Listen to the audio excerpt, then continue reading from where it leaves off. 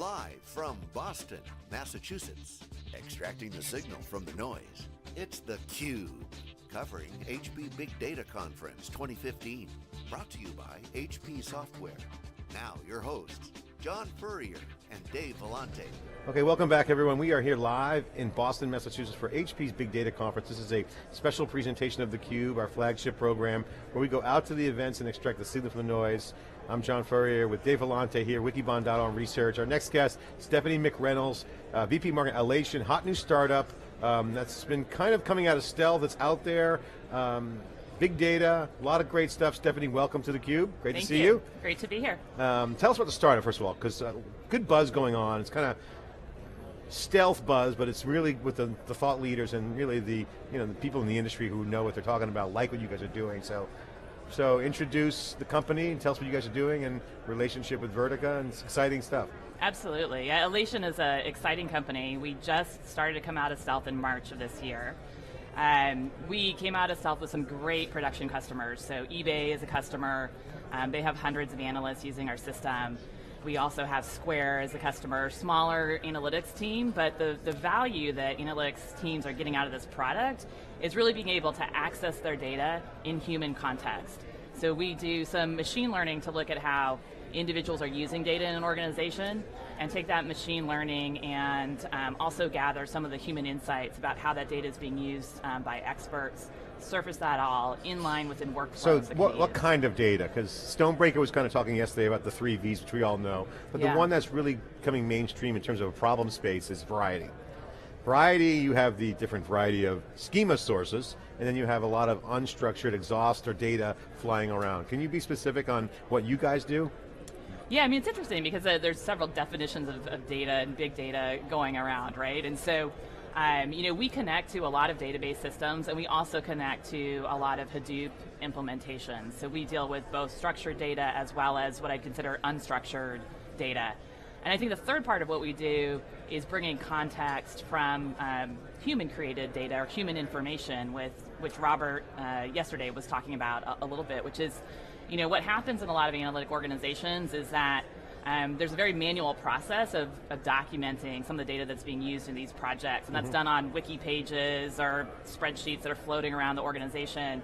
And that's actually a really rich... Slack, Basecamp, all these collaboration platforms. And what you realize when you start to really get into the work of using that information to try to write your queries is that trying to reference a wiki page and then write your SQL and flip back and forth between maybe 10 different documents is not very productive for the analysts. So what our customers are seeing is that by consolidating all of that data and information in one place where the tables are actually referenced side by side with the annotations, their analysts can get from 20 to 50% savings in productivity.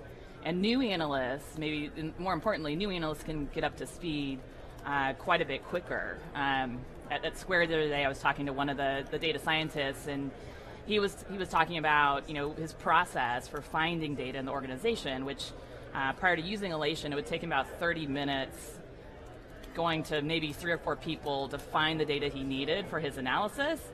And with Elation, in 5 seconds, he can run a query, search for the data he wants, gets it back, gets kind of all that expert annotation already around that base data set, and he's ready to roll. He can start testing some of his hypotheses. So you call it a platform, right? You've heard it was a platform, and you said you work with a lot of databases, right? So it's tightly integrated with the database in this use case? Or? So it's interesting.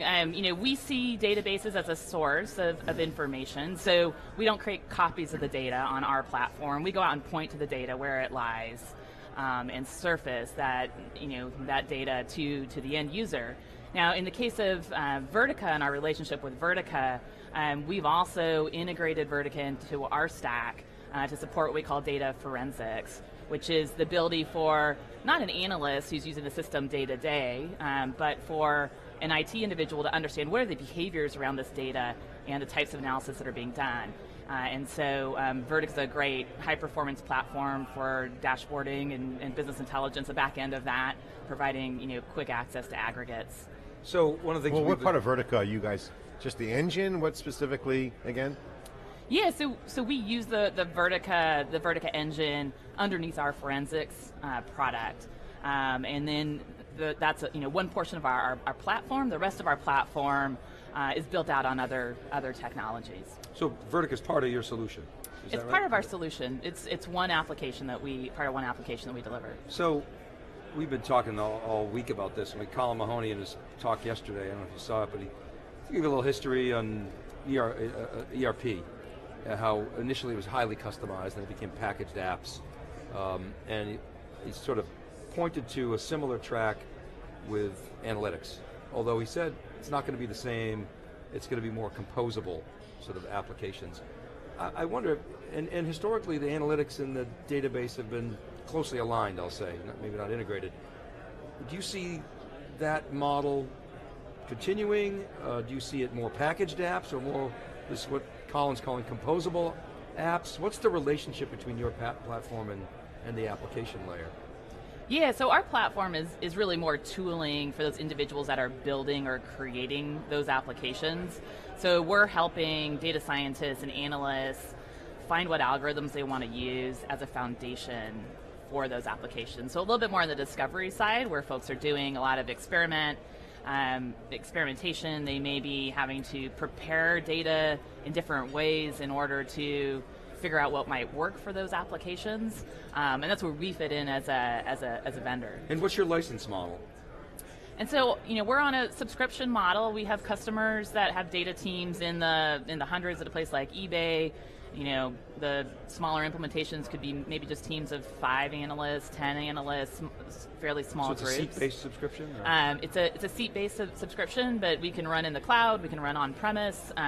We do some interesting things around securing the data, where you can see your columns from on the data sets for financial services organizations and our customers that have security concerns, and most of those are on-premise implementations. Stephanie, talk about the inspiration of the company and about the company. I think it's been around 3 years and then came out of stealth. Right. What's the founders like? What's the DNA of the company? What do you guys do differently, and what was the inspiration behind this? Yeah, what's really interesting, I think, about the founding of the company is that the technical founders come from both Google and Apple. So you have an interesting observation that both individuals had made independently. Hardcore algorithmic guy, and then like relevant, clean. Yeah, and both folks kind of made interesting observations about how Google and Apple, two of the most data-driven companies, on the planet, were struggling, and their analytics teams were struggling with being able to share queries and share data sets, and there was a lot of replication of work that was happening. Oh my and God, so it must have been a nightmare. Both of these folks from different angles kind of came together at Elation and said, look, there's a lot of machine learning algorithms that could help with this process, and there's also a lot of good ways with natural language processing to let people interact with their data in more natural ways. The founder from Apple, Aaron, he was on the Siri team, so he had a lot of experience designing products for navigability and ease of use and natural language learning. And so those two perspectives coming together have created some technology fundamentals in our product. And they had some experience too, some scar tissue from large-scale implementations of data. Yeah, very large-scale implementations of data, and also a really deep awareness of what the human equation brings to the table. So machine learning algorithms aren't enough in and of themselves, and I think Ken Rudin had some interesting comments this morning where he kind of pushed it one step further and said, it's not just about finding insight. Data science is about having impact. And you can't have impact unless you create human context and you have communication and collaboration around the data. So we give analysts a query tool by which we surface the machine learning context that we have about the data that's being used in the organization and what queries have been run on that data, but we surface it in a way where the human can get recommendations about how to improve their SQL and drive towards impact, and then share that understanding with other analysts in the organization, so you get an innovation community that's started. So who are you guys targeting? Let's step back and, the Gotomarket, now you guys are launched, got some funding. Can you share the amount, or is it private, confidential, or how much did you raise? Who are you targeting? What's your go-to-market? What's the value proposition? Give us this data. Yeah, so the initial value proposition is just really about analyst productivity. That's where we're targeted. How can you take your teams of analysts, and everyone knows it's hard to hire these days, so you're not going to be able to grow those teams out overnight. How do you make the analysts, the data scientists, the PhDs you have on staff much more productive? How do you take that 80 to 90% of the time that they're... Get them using stuff, sharing data. Get them using stuff, get them sharing data, try to get them out of the tedium of trying to just find data in the organization and prepare it, and let them really innovate and use that to drive value back to the organization. So we're often selling to individual analysts, to analytics teams. The go-to-market starts there, and the value proposition really extends much further in the organization. So, you find teams and organizations that have been trying to document their data through traditional data governance means or ETL tools for a very long time, and a lot of those projects have stalled out. The way that we crawl systems and use machine learning automation to automate some of that documentation really gives those projects a new life in a lot of organizations. Enterprise data has always been elusive. I mean, could you go back decades, structured data, all these pre-built databases, it's been hard, right? So if you can crack that nut, that's going to be a very lucrative, and there's opportunities now. You got Hadoop clusters now, storing everything. I mean, some clients we talk to here on theCUBE are customers of, say, HP or IBM and big companies. They're storing everything just because they don't know what to do with it yet. Yeah, I mean, the past has been hard in part because we've, in some cases, over-managed the modeling of the data. And I think what's exciting now about storing all your data in Hadoop and storing first and then asking questions later is you're able to take a more discovery-oriented, hypothesis testing, iterative approach. And if you think about how true innovation works, you build insights on top of one another to get to the big breakthrough concepts. And so I think we're at an interesting point in the market for a solution like this that can help with that increasing complexity of data environments. So you just raised your Series A, raised $9 million, you maybe did some seed round before that, so pretty early days for you guys. You mentioned natural language processing before, one of your founders. Are you using NLP in your solution in any way? Or so we have a search interface that allows you to look for that technical data, to look for metadata and for data objects by entering a simple natural language search term. So we are using that as part of our interface and solution. Great, and so kind of early customer successes, can you talk about any examples? Or? Yeah, there's some great examples. Jointly with Vertica, Square is a customer, and their analytics team is using us on a day-to-day basis, not only to find data sets in the organization, but to document those data sets. eBay has hundreds of analysts that are using Alation today in a day-to-day manner. They've seen quite a bit of productivity out of their new analysts that are coming on the systems. It used to take analysts about 18 months to really get their feet around them in the eBay environment because of the complexity of all of the different systems at eBay and understanding where to go for that customer table that they needed to use. Now analysts are up and running about 6 months.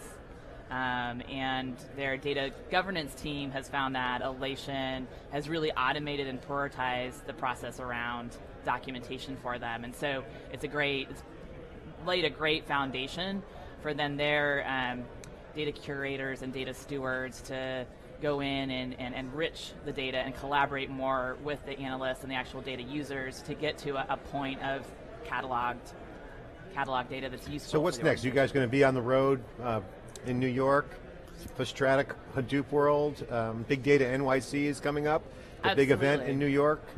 Absolutely. theCUBE will be there. So we're getting the word out about Alation and what we're doing. We have customers that are starting to speak about their use cases and the value that they're seeing. We'll be in New York. Market Share, I believe, will be speaking on our behalf there to share their stories. And then we're also going to a couple other conferences after that. The fall is an exciting time for... Which one's your big ones there? So we'll be at Strata in New York, end of September, early October, and then mid-October we're going to be at both Teradata Partners and Tableau's conference as well. So we connect not only to databases of all different sorts, but also to where the users intelligence tools. Yeah, awesome. Well, anything else you'd like to add, share with the company? It's awesome. Heard some great things about you guys, been checking around. Obviously, found out about you guys, and a lot of people like the company. I mean, a lot of insiders like, little secret. You didn't raise too much cash.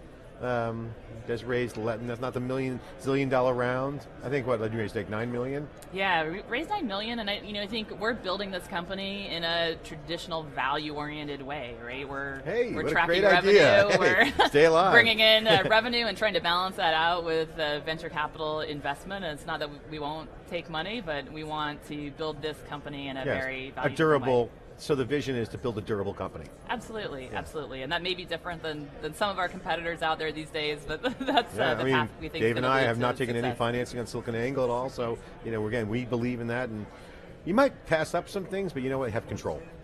And you guys have some good partners, so congratulations. Thank you. Final word, what's this conference like? You go to a lot of events. What's your take on this event?